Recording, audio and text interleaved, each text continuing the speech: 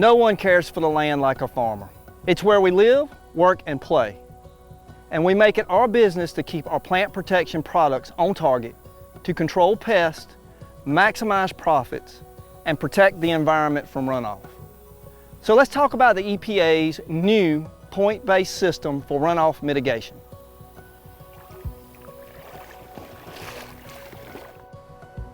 Think of these points like a scorecard, values ranging from 0 to 9.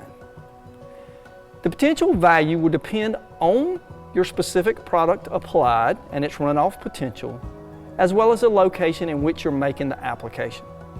Now, most of you are already implementing practices to mitigate runoff.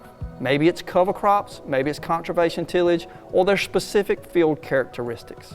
Always check your label. It may require you to visit Bulletins Live 2 for additional restrictions. If you have restrictions on Bulletins Live 2 and the label, remember you must follow the more restrictive value. Once you get your required number of runoff mitigation points, check your practices. Are you adequate, or do we need to implement additional practices into your system?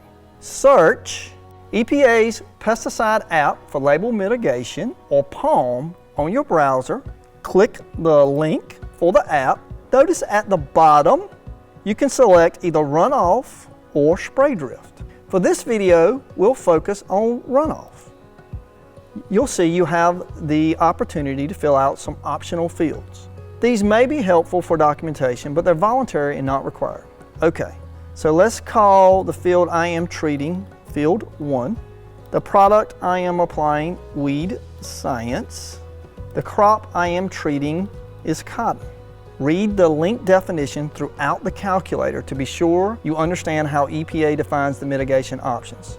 If you met any of the options listed, you fulfilled the requirements. Let's say I choose soil injection. So I click the box and I scroll down. At the bottom, you'll notice the box titled Skip to Final Summary. Click that and it takes us to a page that tells us I have enough points. Scroll down to see the summary and selected mitigation measures. Then print for documentation, and you are done. For those that don't have at least one of these options available, select none of the above and move on. Here's where we enter the number of runoff or erosion points our products require. You pull that from the label or BOT again, whatever's most restrictive. Let's put in 9. These next few screens will cover the mitigation category, the points I have, the points I need, and whether or not I have fulfilled the requirement to apply the product. The mitigation option feature includes 3 choices under systems that capture runoff and discharge. I am clicking not applicable for my field.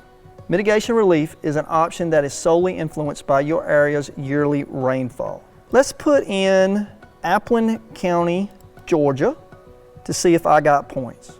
Yep, I got 2 points. You can get credits for using approved conservation practices, working with a specialist, and tracking mitigation. Make sure you read the descriptions closely to see if they fit. Printing the document provides 1 point, as you can click mitigation tracking.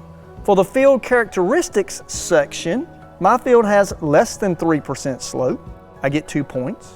And I have sandy soils, most definitely, so 2 more points. If you're not sure about your soil, this link leads you to the USDA's Web Soil Texture Survey link for more information.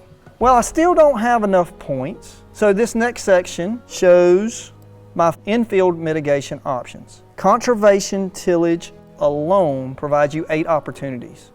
I'm running a strip till rig, so that provides me 2 points. Hey, notice that I now have 9 points and I can actually skip to the final. However, let's keep going just to highlight a few more important factors for the calculator. Other options include cover crops, a fantastic runoff mitigation option with up to 3 points. If you're dry land farming, irrigation water management means 3 points. That's pretty good. Keep scrolling and select any practices you are implementing from the 7 field adjacent mitigation measures.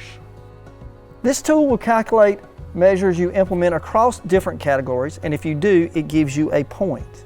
No point for me in this example. The next section calculates credits for applying a rate below the maximum labeled rate, but be careful with reducing rates for just points.